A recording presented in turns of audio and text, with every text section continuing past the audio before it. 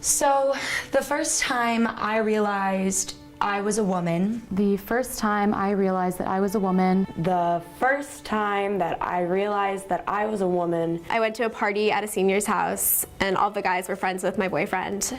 And I knew them from like the football team and around school, but not a lot of people knew me because I was younger.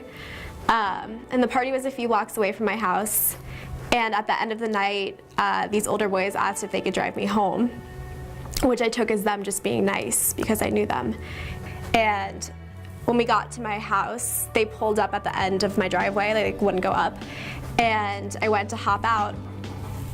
And the guy sitting in the back seat next to me stopped me, and he was like, wait, like, we didn't get to talk. And I was like, okay, like, what do you want to talk about? And he was like, well, do you play sports? And I was like, I run. Like, and he grabbed my leg and like looked me in the eye, and he was like, I can tell you run, and like started like rubbing my leg. So I was like, okay, and like just kind of like pushed him off and like went to open the door of the car, and he slammed it shut, like reached across me and slammed it shut.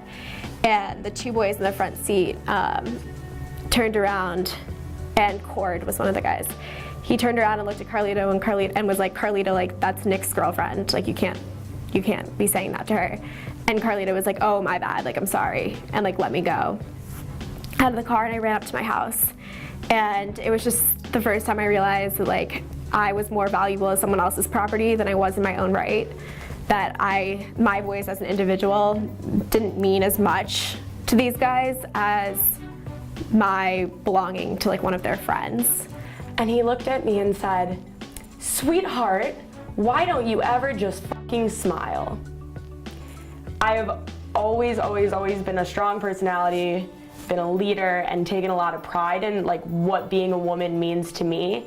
And for him to come in and just negate that was upsetting beyond belief, but also empowering in the sense that I'm gonna keep doing my thing, and I'm not your sweetheart.